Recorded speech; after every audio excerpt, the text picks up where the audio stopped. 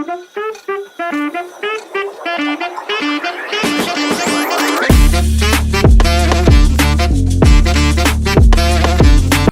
and welcome back to another episode of the Doug Las Vegas Bets UFC betting show.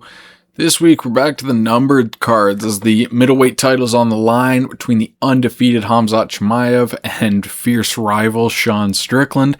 We also got the flyweight title fight that moved from last review to this one as Josh Van and Tatsuro Taira give us a glimpse into the future of MMA. We also got a ton of other great fights on this absolutely loaded card. So without further ado, let's get into it. First up, we'll talk about the middleweight title fight between Khamzat Chimaev and Sean Strickland. Start by going over Chimaev. Insane grappling. The undefeated 15-0, maybe the best pure wrestler that we've seen in MMA when it comes to applying that wrestling in MMA. I mean, nobody's been able to stop his takedowns. Doing what he did to Kamaru Usman early. I mean, people give him shit for the Usman fight. Doing that to Kamaru Usman was crazy to me. And then Dricus du Plessis, who's also a phenomenal grappler, controlled him seemingly with ease over 5 rounds. Also decent striking. We saw him go to war completely on the feet with Gilbert Burns and knock out Gerald Meerschaert in just 18 seconds, something Jacob Malkoun couldn't dream of doing over 3 rounds. So he's got some decent power in his hands. I mean, the problem with Chimaev is even if you defend the first takedown, he just chains it together so well. He's so athletic, so fast to the next position. It's almost impossible to beat him to the next position on the ground. And that's what's really gotten guys stuck. And then his submission game is nasty. Saw him destroy the jaw of Robert Whittaker. On the other side, Sean Strickland, who I think poses an interesting challenge for him, because we know what Sean Strickland is. He's the high-pace boxer with that leg up. You can call it the iCarly style. Good chin, great cardio, tons of experience at this point, been in 3 title fights. And yeah, I mean, we know he's not going to gas out. We saw he still got it in that last fight. Anthony Hernandez was a legit win in the way he completely shut his game down, had Anthony Hernandez just following him around. It was really impressive. I do think it was a tough showing from Hernandez, but you have to give Strickland his credit for making him look that bad. In this particular matchup, I do think Sean gets a little too much credit almost for his defensive grappling, and I know a lot of people are going to say, "What? Everybody says it's underrated." That's my point. All I hear about is how underrated Sean Strickland's defensive grappling is, and then you go back and watch the first Dricus du Plessis fight. He was taken down repeatedly. Sure, he wasn't dominated or controlled on the ground, but that's never really been Dricus's game. I mean, even when he gets guys to the ground, he gets it there and finishes, like Darren Till, he choked him. Israel Adesanya, he choked him. So yeah, his submission defense, his get-up game is pretty good. And this is why I think he poses a different challenge to Chimaev. When you look at those get-ups against du Plessis, he's almost always just giving his back, standing up, breaking the grip. And it's a good get-up, but there is definitely a lot of risk in it. There's a reason you don't see a lot of guys just do that all the time. There's a reason you didn't see du Plessis give up the back to stand up. And it's because giving the back to a guy like Khamzat Chimaev is a really bad idea. But I think it's a necessary risk that I think Sean Strickland has to take, and I think he will take to give himself a chance. Because look back, I'll look at a time that it didn't pay off to give the example of why you need to do it. It's the biggest pay-per-view of all time, Conor McGregor versus Khabib. If you look at round 3 of that fight, Conor gets taken down and he gives up the back to get up. And in round 4, he gets taken down again, and knowing that he is down on the scorecards this time, he has to get up and keep going to work to even the fight up going into the 5th. He gives the back again to try and get up, and Khabib made him pay for it and got the finish. Still, I think that was his only way of getting up. If he didn't do that, it would have just turned into the second round again, and then he goes into round 5 having had his ass beat even further. So, you know, I think you have to give the back to give yourself a chance. I think Strickland will do that. So I think he does have a chance. Do I think it's a high chance? No. I think him giving the back to Chimaev goes very poorly most of the time, and Chimaev ends up getting a submission. So for that reason, my prediction for this one is going to be Khamzat Chimaev to get a first round submission. Betting wise, I'm going to have a tough time getting involved with this one. The Chimaev money line minus 550 feels untouchable. Chimaev's submission is minus 110. I'm not interested in a submission prop at that price. The thing that I'm considering right now is Chimaev round 1 at plus 250. I think if he gets the finish at a high percentage, it comes in round 1. That's his best round. That's when he gets a lot of his finishes. So I think there could be some value on that. But other than that, I'm not really interested in touching this fight. I don't think there's enough value on Strickland, even though I said he has a chance. I mean, he has a chance. I don't think it's a high one. I don't think he wins this fight 4 times out of 10. I don't think he wins it 3 times out of 10. I struggle to say he wins it 2 times out of 10. So give me Chimaev by first round submission in this one. And on to the flyweight title that was supposed to be on the line about a month ago, as Josh Van had a slight injury. It wasn't confirmed what that was. I don't believe. I couldn't find it. But we are here nonetheless a month later, so it couldn't have been anything too severe. They immediately rebooked the fight. So we got Josh Van versus Tatsuro Taira. We'll start with the champ, Josh Van. He holds the title after the injury to Alexandre Pantoja in his title shot back in December, which he earned after that incredible number 1 contenders fight with Brandon Royval, where he dropped him right at the horn to seal that 3rd round and get the win. That was a fantastic fight, and it really showed Van's style of high pace, like all action brawling. He has really clean, satisfying boxing to watch. Mixes in the body shots really well with the head shots, a high pace. And his defense isn't great, which is awesome for us as fans. We've seen him get rocked and even knocked out by lower level guys. I mean, Charles Johnson knocked him out when he was up 2 rounds on him. I think it was 1-1 on the official scorecards, but I don't really know how, having watched that fight. And then, of course, Edgar Chairez rocked him really bad with that wild and grabbed the cage and threw the spinning back fist at him. So I do think there's some minor durability concern on the side of Van. I think that might rear its ugly head a little later in his career, considering he's 24 and he's already been in all these wars, and he definitely doesn't shy away from being active. I mean, how many times have we seen him lately? He was supposed to, I guess would be the way you'd say it, to wait for Pantoja. I guess not supposed to, but the idea was wait for Pantoja and do the rematch, but he wanted to stay active, so they were looking at Taira on Cape. Taira wound up being the guy, probably because if they did the Cape fight, they were looking at earlier, and Cape can't make weight without a 1.5 years notice. So, he has shown good takedown defense on the initial entry. He fought Ray Saruya and blocked a bunch of takedowns there, although Saruya wasn't really trying to blend it. It was almost like a drill, like, stand there and we'll have a guy shoot takedowns at you and you got to defend them. It was just that in a real fight, because Saruya wasn't trying to strike with him at all. But he did handle it well, so he showed that he can defend takedowns from a solid grappler in Saruya, although I do have concerns about when someone mixes it together. And from his time before the UFC, we have seen him lose by getting submitted. So I do have some minor concerns that we just haven't really seen him face a good grappler. And going over to Tatsuro Taira, even if Taira out-grapples him by a mile here, it doesn't mean he's a bad defensive grappler, because Tatsuro Taira is an elite grappler with great submissions, great back takes, and he showed off that ground and pound last time against Brandon Moreno, brought the hammer of Thor down from the sky onto him. I can see why, there's the reaction of, was it an early stoppage or not, just because Moreno had never been TKO'd. But the way he was winding those punches up, that was one of those TKOs where any one of those punches, the guy can go out and all of a sudden his head's bouncing off the canvas like a basketball.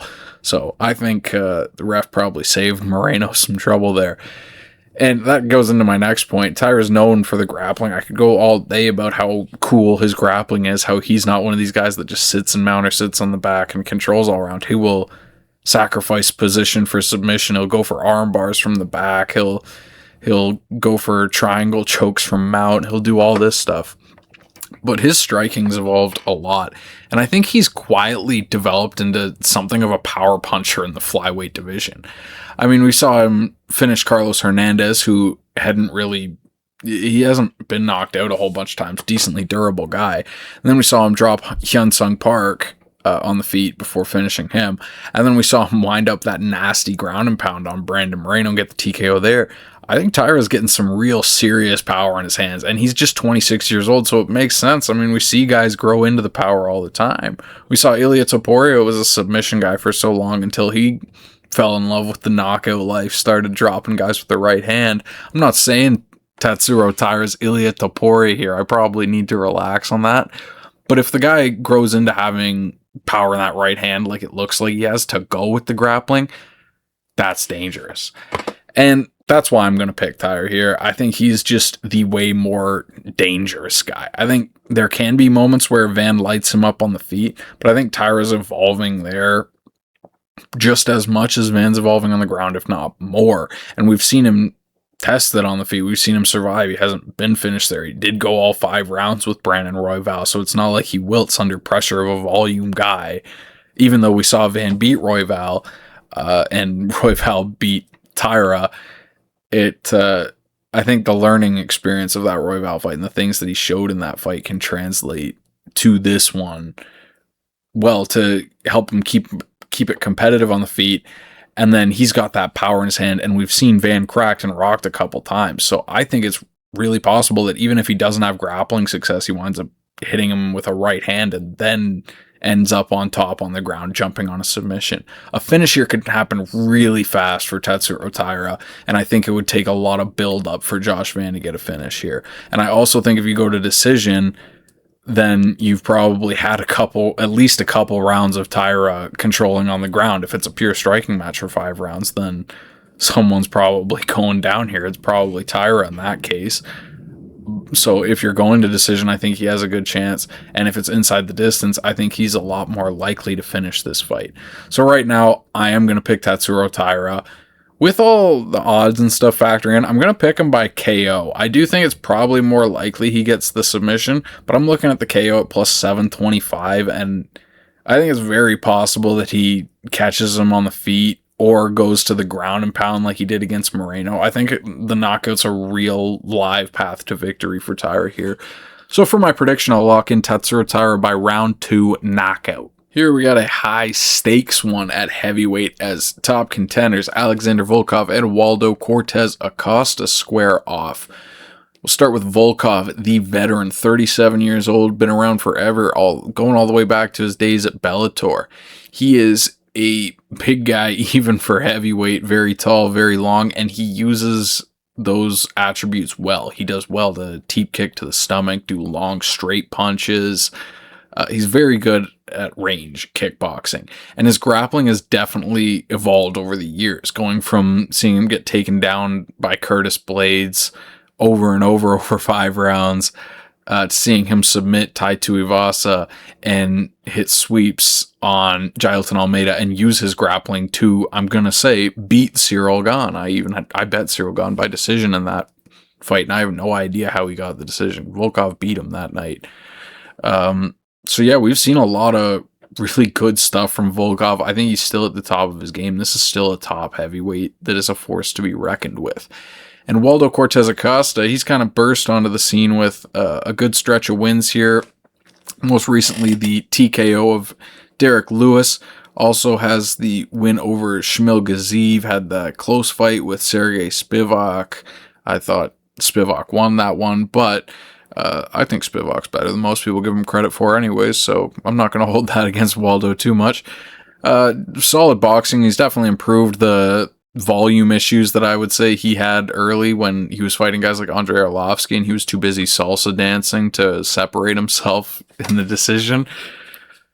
So he has gotten better. He's got good power, solid wrestling. We've seen him start mixing in the wrestling, going back to the Robelis de Spain fight, where probably didn't want to stand with that guy and definitely exposed the weakness there in de Spain, which got him sent out of the UFC eventually.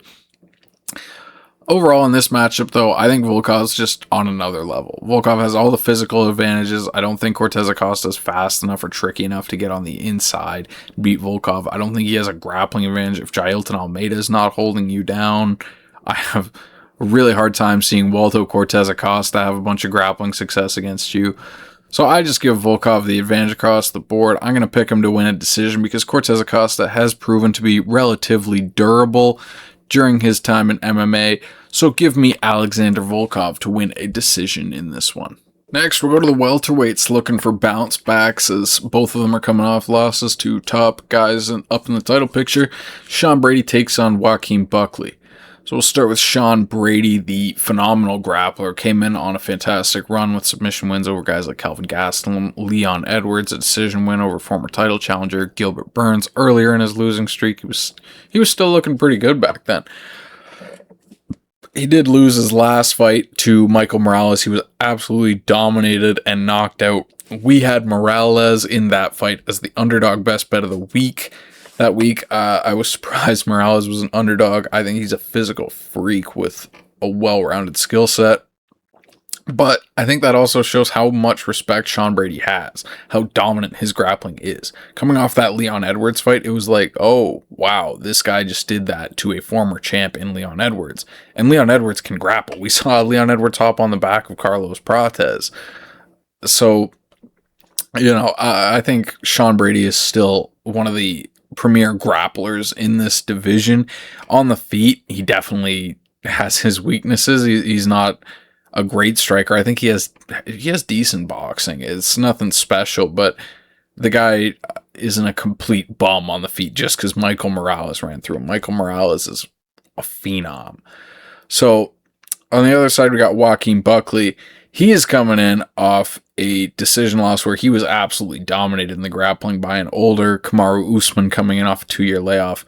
I thought that was a really rough performance. I picked Buckley in that one just because I thought the athleticism advantage was outrageous. I mean, we know Kamaru Usman's knees are shot to hell, but even with those knees that he told everyone to shut the fuck up about after the fight, he was able to dominate Joaquin Buckley on the ground for all 5 rounds, controlled him, made him look like an amateur there, really.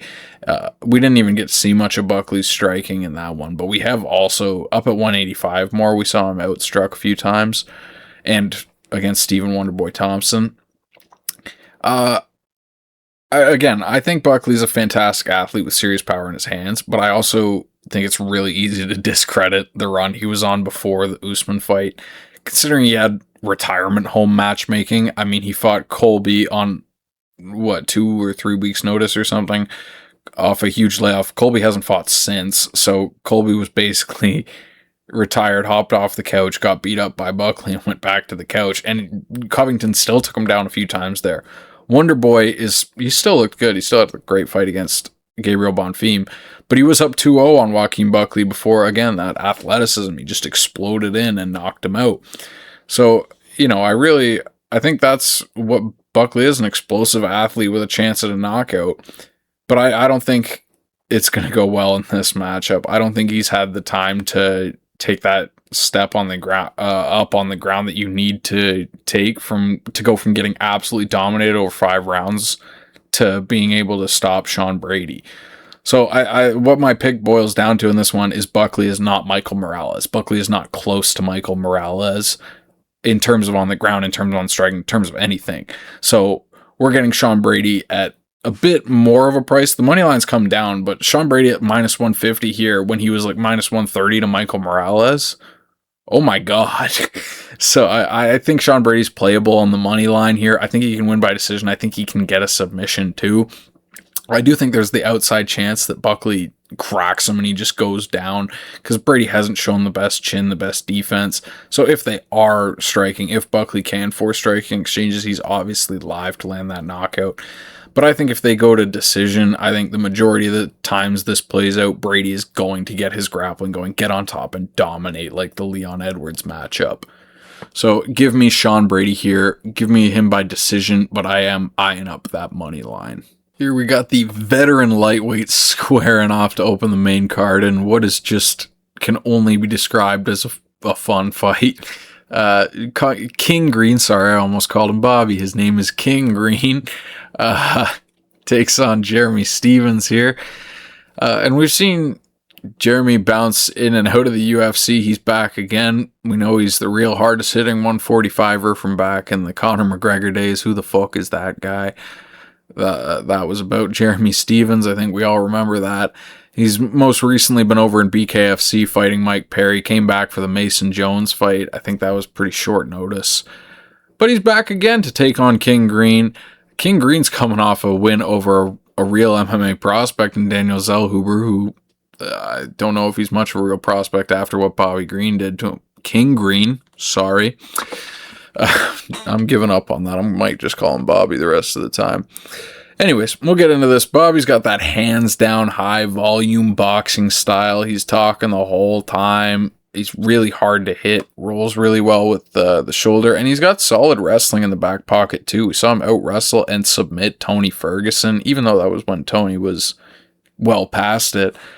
Still showing that he can use that offensively in fights, I think was a good thing. And then he's got decent knockout power in his hands. Finished Grant Dawson 30 seconds of the main event. And he can keep it up over 3 rounds if he needs to. We saw that going back to UFC 300 where he put it on Jim Miller late. On the other side, Jeremy Stephens, we kind of went over him. He's been in and out of MMA and bare knuckle, just kind of coming back to the UFC for the fun fights, the Mason Jones brawl, because it was in his hometown. And then this one, I don't really know what led to them giving him King Green, because King Green's actually been on a good run, and Jeremy Stephens is, I think, 1-5 in his last 6 in MMA, and he didn't win his last bare knuckle fight either. So the guy knows how to lose. That being said, I was considering a play on Jeremy Stephens' knockout here just because I figured he would be an underdog and it would be at a big number. Looked at it, it's only plus 425. I don't think there's much value on that. And I especially threw it out the window when I took a look at the striking numbers here, specifically the strikes absorbed per minute.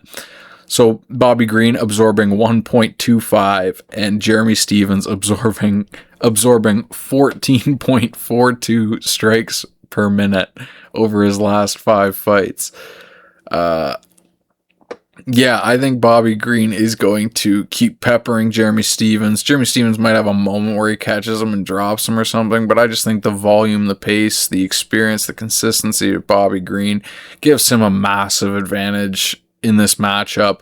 Give me Bobby Green. Give me him to get it done by 3rd round TKO as the damage mounts on Jeremy Stephens.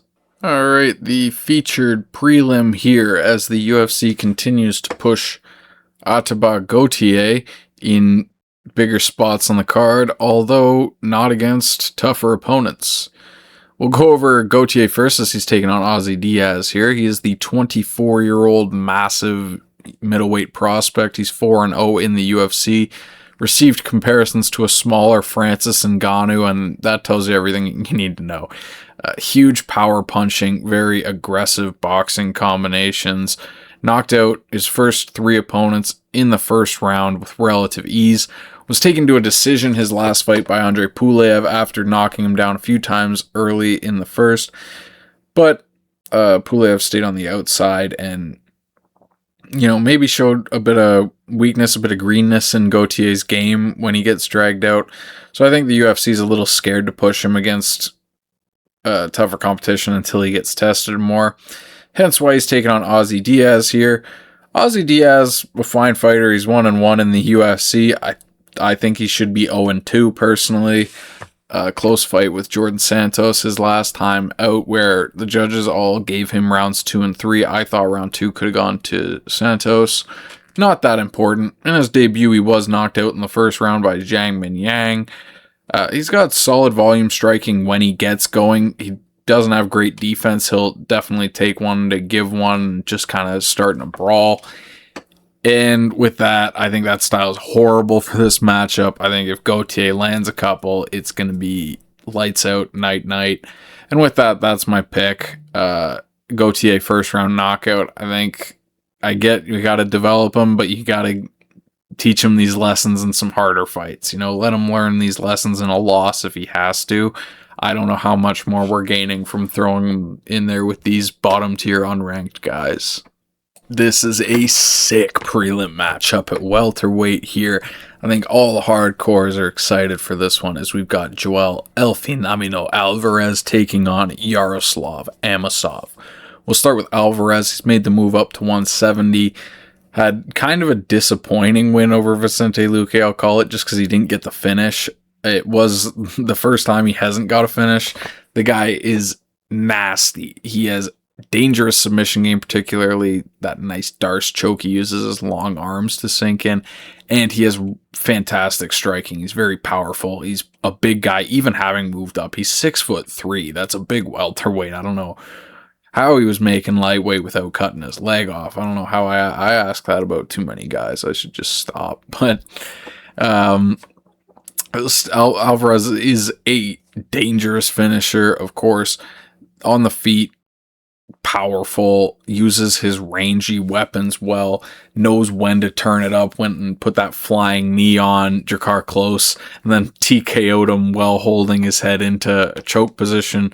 And that tells you what kind of finisher this guy is. The guy's going to set up ways to end the fight.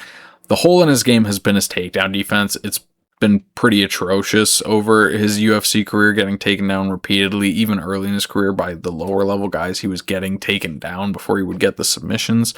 And against Arman Tsarukyan, obviously that was the problem before Arman elbowed a hole in his face that caused the doctors to stop the fight. I do think he's just comfortable getting taken down because he's so dangerous, and he's gotten away with it because when you're not fighting the top guys, a guy as dangerous as him is going to get those finishes if you try and wrestle. Although, you know, I even remember betting Mark Jacasey against him because I believe Jacasey could get the wrestling going, and then I think it was a clash of heads where he just kind of held his head and tapped out and was trying to play it up afterwards to get a no contest or whatnot. But I mean, that's kind of just what happens when most guys try to wrestle Álvarez. They'll have some success, but eventually he'll find the finish. Yaroslav Amosov is a fantastic wrestler. He's 29-1, only lost at Jason Jackson, where he was completely shut down. That was a bad look. But when you look at all the other ones, he has been a dominant wrestler he also has a fantastic Darce choke series. His front chokes, the Peruvian necktie kind of things, the front choke series. I don't know what to call them technically when he starts hitting all those, but when he goes to work from those positions, like the one he hit on Neil Magny in his UFC debut, it's really impressive. And he has decent striking. He's not a guy who's gonna want to stand and strike with you for rounds or anything. He wants to get his game going, but he's definitely not a fish out of water on the feet. Overall, I was really tempted to pick Álvarez to find a finish here, just because I think he's such a dangerous guy, and you give me the underdog price fight, you can take him inside the distance even extra, because I don't think he has much decision upside. But right now, I'm going to stick on the Amosov side. I just can't trust that wrestling defense of Álvarez, and I don't want to end up in a spot where I back Álvarez with my money and then wind up sitting there for 15 minutes while Álvarez is in guard getting elbowed, or they're just transitioning and Amosov's beating him to position after position, staying in control, or taking him down, rinse, repeat over and over. I don't want to deal with that, and I don't know that it's even worth the risk in the first place. I don't know that there is value on Álvarez precisely because of that wrestling weakness, that I think that's a very realistic outcome. So with that, my prediction is going to be Amosov by decision, although I do have a bit of a tough time seeing how this fight consistently plays out. Interesting one here at lightweight. Two guys just on the precipice of the rankings, kinda. Got Grant Dawson taking on Mateusz Rebecki. Dawson, very strong grappler. When he gets on top and gets that game going, he is hard to beat. We haven't really seen guys out-grapple him. Problem has been his chin is his kryptonite. We've seen him knocked out early on the regional scene, saw him knocked out early by Bobby Green, and in his last fight against Manuel Torres, also knocked out in the first round. So with him, I mean, the question's been simple. Can he get his ground game going early, or is he going to get caught early like he has in all three of his losses? And that one draw against Ricky Glenn, he gassed out late, but I think he's seemed to have cleaned up that issue. He is just 29 years old, so if you look back at his old fights, there are some things he's got to improve on, for sure. But he definitely, I think the book's out on him. We know what he is. He's not made much strides to fix those holes in the striking game since the Bobby Green fight, even since that regional fight. Just not a guy who struggles to take a punch. It's just physically unfortunate.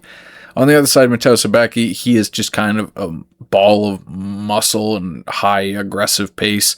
He's pretty solid on the ground. Submission-wise, he got that nice armbar against Roosevelt Roberts and stayed on top of Ludovic Klein late, even though Klein had an ankle injury, so I don't think he really could have got up, even if he had to put more effort into it. Still, I mean, he's just an aggressive brawler, really.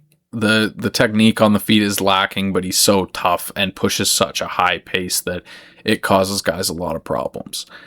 In this matchup, though, I think it's going to be a problem for him because he has to push the pace. He can't keep range. He doesn't have the size or the game to keep range. And I think when you're leaping or, constantly staying in that range to keep pressure on a guy like Grant Dawson, that opens up the door for him to get into his world and start taking you down and get the grappling going. So I do think there's obviously a chance Rebecki catches him early. Rebecki's going to swing big. He's aggressive, and I don't trust Dawson to take a punch at all. But I do think the majority of the times Dawson winds up getting his grappling going early with Rebecki getting so aggressive. So I understand why Dawson's favored. I'm going to pick him by decision because Rebecki is pretty good on the ground. Dawson doesn't do too much damage with the ground and pound. Rebecki's super tough. So I think he drags him out over 3 rounds and just controls his way to a decision win here. Here we got another lightweight veteran clash as Jim Miller returns in his home state to take on Jared Gordon. Start with Jim Miller. He's 42 now. We've seen him as long as ever. Got the most wins in UFC history. Solid striking, fantastic submission game. Although in recent years it's definitely starting to slow down. We saw his last fight was a loss to Chase Hooper. We also seen him lose to Bobby Green badly at UFC 300, taking a lot of damage. I mean, for a 42-year-old, he does really well, but there's not a lot of 42-year-olds in this sport, especially at the lower weight classes, for a reason. Takes on Jared Gordon here. Gordon comes in off a weird one where he lost to Rafa Garcia in a back-and-forth fight, but Gordon got hit by a car that week, so it's kind of hard to give him too much crap for the loss. A lot of people were upset about him for not disclosing that beforehand, and I don't get why you'd be upset with him about that. So I just wanted to put a note there on that because that was a little confusing to me. People were expecting him to come out and announce that he was hit by a car 2 days before the fight to tell his opponent or something. I mean, these people don't give a shit about our bets. You got to understand that.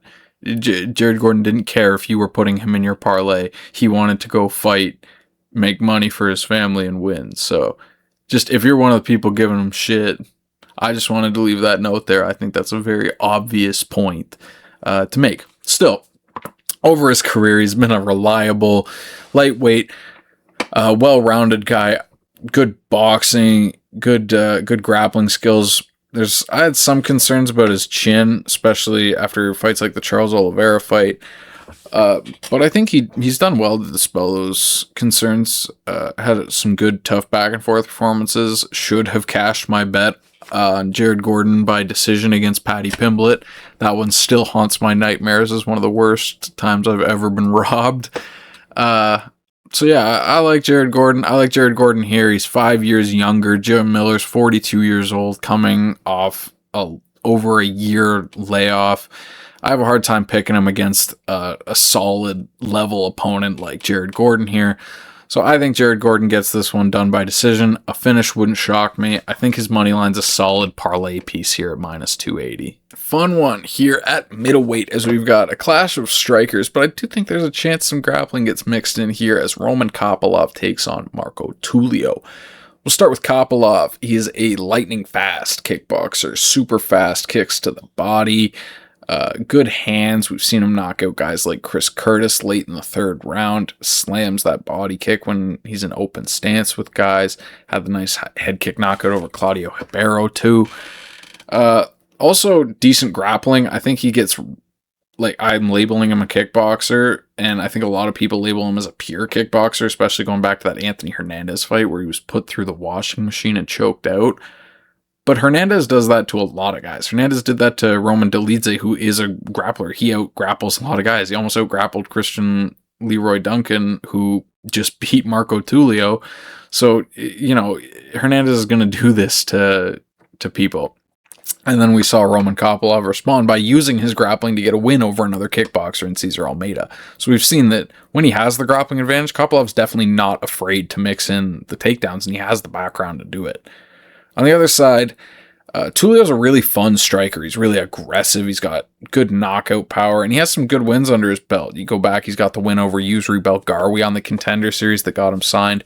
The fight with Tresean Gore was really fun, even if it might not have been the most high level. And even the fight with CLD was fun, although last fight, that was his last fight, and he ended up getting knocked out in that big step up in competition. So as far as this matchup goes, we got Tulio as a decent size favorite here, and if I'm being honest, this feels like a pick'em to me. At worst, I might even favor Kopylov. I mean, these are two guys, of course they're both coming off losses, so you can call it a buy low on either of them, but I feel like the stock is so much lower on Kopylov for some reason when he just lost to Gregory Rodriguez, who beat Christian Leroy Duncan, who just knocked out Marco Tulio. I know MMA math doesn't always work, but if you're looking at the level of their losses, it's not, I'm not saying he beat him, so he beats him. It's just, you know, why is everyone so down on Kopylov for losing to guys like Paulo Costa and Gregory Rodriguez, who are really good middleweights, and not as down on Tulio for losing to CLD, who CLD's good, but CLD just had a close fight with Roman Dolidze. He lost to Gregory Rodriguez. It's just a step below the losses of Kopylov. And we've seen Kopylov get more wins at this level. He's got better wins at this level. I mean, sure, you can say the Belgarwi win aged really well. It wasn't even in the UFC though. I don't think Belgarwi was ready for the MMA level at that point, or that level of MMA. So in this one, I'm gonna lean towards Kopylov. I'm considering him as the dog of the week, or just a money line play in general, because like I said, I think it should be a pick'em. I could easily see it being a close striking match where Tulio wins, but I don't really see over this fight playing out a bunch of times, Tulio being a clear deserving favorite with a clear striking advantage. And like I said, Kopylov's not afraid to mix in the grappling. I wouldn't be shocked to see it here.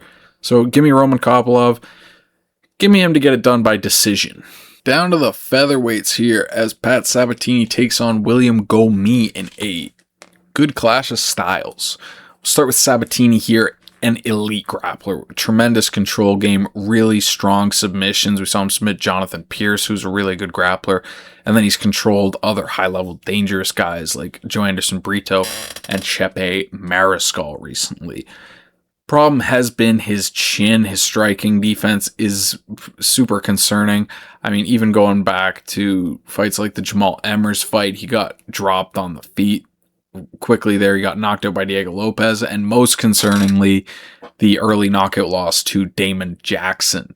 So there's definitely concern there, but when he gets on top, he gets going, like against Joe Anderson Brito, where he was the underdog. Brito hits hard. He didn't give Brito a chance to hit him. On the other side, William Gomis, he's had good run in the UFC, keeps sneaking out these split decisions, he got the TKO against Yanis Gamori, but you know, his style is kind of this outside kickboxing, skirt around, he has a close fighting style, and he got the job done against Robert Ruhala, which I thought aged well. Ruhala had a pretty good next fight against Jose Delano. Got the win also over Joe Anderson Brito in a close fight, and Francis Marshall in another close fight. Definitely a stronger kickboxer than a grappler. In the mentioned Francis Marshall fight, Marshall had his back and had a deep choke that was almost in. And he does have the loss to Hyder Emil because he stays on that back foot and tries to keep the distance. Emil's aggression was just, did more in the eyes of the judges there. One thing that I do think is a huge factor for me picking this matchup is Gomis is now working with Nicholas Ott, who I think is one of the best coaches in mixed martial arts. If you know the fighters that I like backing, you probably know that I really like Nicholas Ott. He took my guy Nassourdini Mavov to another level when he left Fernand Lopez, and he took Benoit Saint-Denis to another level, getting him on that long finish streak that he's on right now. I think he's a real game changer type of guy to have in your corner, game planning wise. I'm really looking forward to seeing what he does with Gomis' game, because I think we've seen all the physical tools from Gomis, the speed, the striking technique. He survived that deep rear naked choke on the ground from Marshall. So if his takedown defense can evolve, he can get a little more aggressive. I think this guy, might be able to push it into the rankings here. So with that, at these odds, I'm going to pick Gomis, as I do think we're probably going to see Sabatini have some grappling success, be able to get on top. But Gomis is the much better, longer striker. He's going to be able to keep distance here and land his shots. And with Sabatini, there's always a KO chance. I mean, you can say Gomis isn't the most dangerous guy because he's not only the one knockout in the UFC against Gamori, but neither is Damon Jackson, who took Sabatini out in the first minute. You can never fully trust Sabatini to take a punch, especially when you're laying chalk on him. It's a little different than what would have been a fantastic underdog bet against Joe Anderson Brito, where the flaw was if he takes a punch, he goes down. Now he's a favorite, and the flaw is if he takes a punch, he might go down, although it's not against as powerful a guy. But overall, yeah, I lean Gomis at these odds. I think the KO is live. I'm going to pick him to get a second round knockout in this one. He's definitely a candidate to be my underdog best bet of the week. And the middleweights here is Khamzat Chimaev's buddy Baisangur Susurkaev shares a card with him against Djorden Santos. We'll start with Susurkaev. He is a slick, flashy striker coming in off 2 UFC wins. Debut against Eric Nolan and then against Eric McConaughey. A lot of people didn't like how he looked with McConaughey. It was a closer fight than a lot of people expected, and then he got the knockout late. But I do think that aged pretty well, considering McConaughey pieced up and put it on Rodolfo Vieira, a solid middleweight, in his next fight. So I don't think that was as much of like a prospect build-up matchup as everybody thought. I think everybody expected him to go out there, smoke him, get a nice highlight under his belt. But McConaughey was a little more game than anyone thought. This time we know Djorden Santos' game. I'll go over to him. He's on good form right now. He beat Danny Barlow, who a lot of people rated highly in his last fight, moving up to middleweight. I thought he beat Ozzy Diaz in the fight before that. This is a solid, tough striker. He got the upset win over Will Curry, which was pretty impressive. Will Curry, a solid Cage Warriors fighter. That's what earned him his contract on Contender Series Contender Series. He's just 28, never been finished. So I do understand a lot of people wanting to take the dog shot on Santos. However, I am going to pick Susurkaev here still. I think he's just faster, slicker. He's going to have the bigger moments. He lands the bigger shots. Santos might be more consistent over 3 rounds, but I think the eye-popping moments go to Susurkaev. I think the finishing upside is on the side of Susurkaev. Although I'm going to pick him by decision here. We've never seen Santos finished. He doesn't have a bunch of damage under his belt. Pretty good defense, not the easiest guy to hit, and he's just 28. So I think Susurkaev is going to go out there, be a little bit cleaner, a little sharper over the course of 3 rounds, get a decision win, and I'm considering playing that at plus 200 odds. And this one's one of my favorite ones on the card. The first fight on the card, a matchup of young flyweight prospects, clash of styles, Clayton Carpenter taking on Jose Ochoa. And I like both of these guys. We'll start with Carpenter. He is 8-2, a really strong grappler, came in with lots of hype, had a good win over Edgar Chairez on the Contender Series, got a couple submission wins to start his UFC run, and got pushed against Tagir Ulanbekov, where he was pretty competitive in that fight, considering the level of experience Ulanbekov has. He's been a guy who's been in the rankings for years, and Carpenter came in, had a couple UFC fights, and took him to a decision where he had good moments, almost got his back late. He had some success, but it looked like, the experience and the size. Tagir's a tricky matchup. It was just too much for him. And then the Jafel Filo fight was a tough look. Filo's a really tricky submission grappler. I think he's underrated. Even that loss against Cody Djorden, a lot of people are going to look at the loss to Filo now and go, oh, he lost to Filo, the guy who lost Cody Djorden on 3 days' notice. I don't think it's that simple. Filo is a really good grappler. It was a tricky matchup for Carpenter, so I still think he can bounce back. That being said, Jose Ochoa is going to be a really tough guy to bounce back against, because there's a reason this guy got pushed early in his UFC career, even though he lost his debut. Lost the debut to Lonnie Kavanaugh, who we know what Lonnie Kavanaugh is. We knew what Lonnie Kavanaugh was coming into that. He had the big win on Contender Series and was a big prospect. And then Ochoa pushed him in that debut, made Kavanaugh wrestle, really showed that his size, his power, his striking is going to be a problem. And then put it on the aforementioned Cody Djorden, getting the second round knockout finish against him after going to war against him. Although, I alluded to it before, Kavanaugh had to wrestle to control him, and then he got the Asu Almabayev fight, where I actually backed him. I thought he would be able to use the size and improve at his age enough to keep a guy like Asu off him.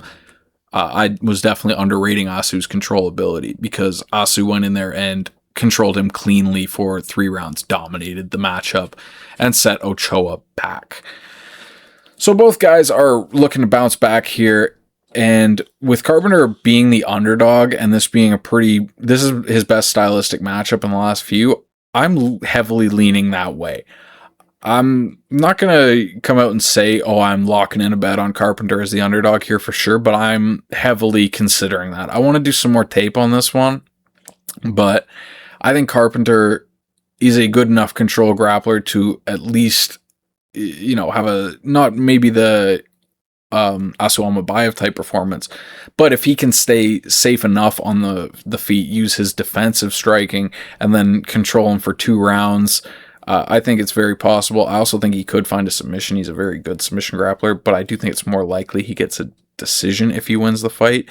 So right now, at these odds, I'm leaning with Carpenter as the underdog, but I'm definitely not overly confident in that one. I'm probably going to go back and forth on this fight a few more times before I lock anything in. So if you're interested in my pick on this, make sure you're following me on the socials and check my account out on the Verdict MMA app, because you can see all my locked in picks right before the fight on the app.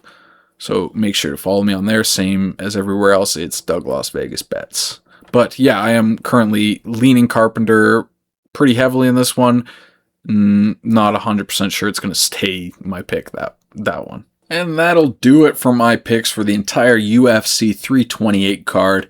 Thank you so much for watching. If you made it to this point, drop a like, subscribe, please. It helps me out a lot. Leave a comment. Let me know what your favorite bet on the card is, or just a confident take that you have for the card. I want to hear you guys' thoughts a lot more. So let me know. Make sure to drop that down in the comments, and go check out my socials. I post a lot more on Twitter and Instagram, both at Doug Las Vegas Bets. That's about it for me. I hope you guys really enjoy the fights this weekend. See you next week.